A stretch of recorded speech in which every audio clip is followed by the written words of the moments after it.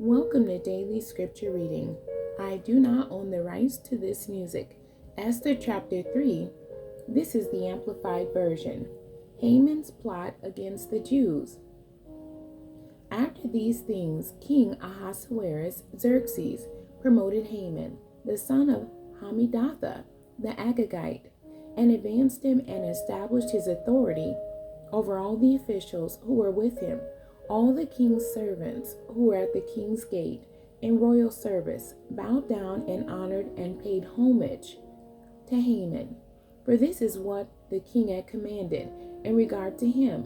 But Mordecai, a Jew of the tribe of Benjamin, neither bowed down nor paid homage to him.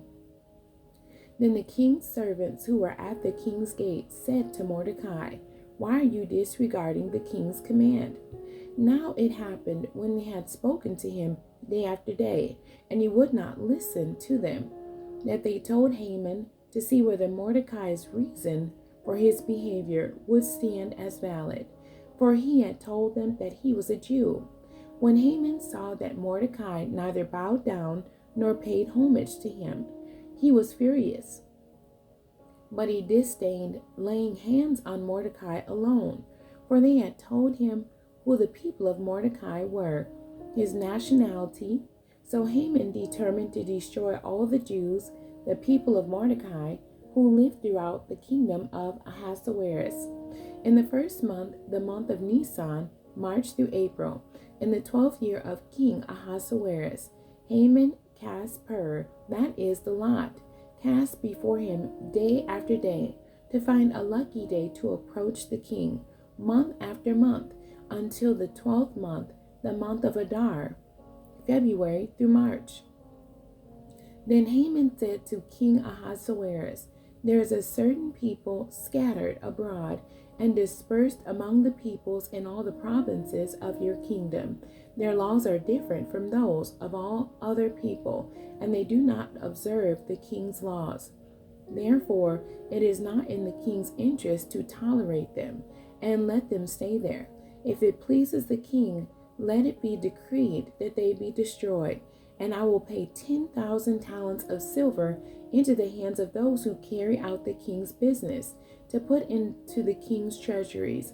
Then the king removed his signet ring from his hand, that is the special ring which was used to seal his letters, and gave it to Haman, the son of Hammedatha, the Agagite, the enemy of the Jews.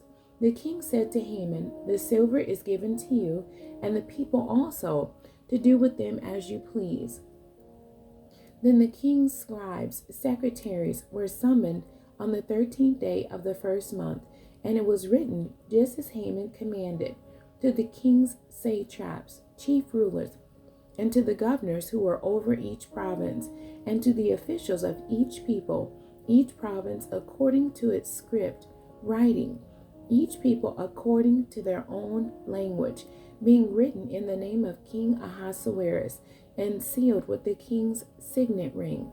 Letters were sent by couriers to all the king's provinces to destroy, to kill, and to annihilate all the Jews, both young and old, women and children, in one day, the 13th day of the 12th month, which is the month of Adar, March 7, 473 BC, and to seize their belongings as plunder.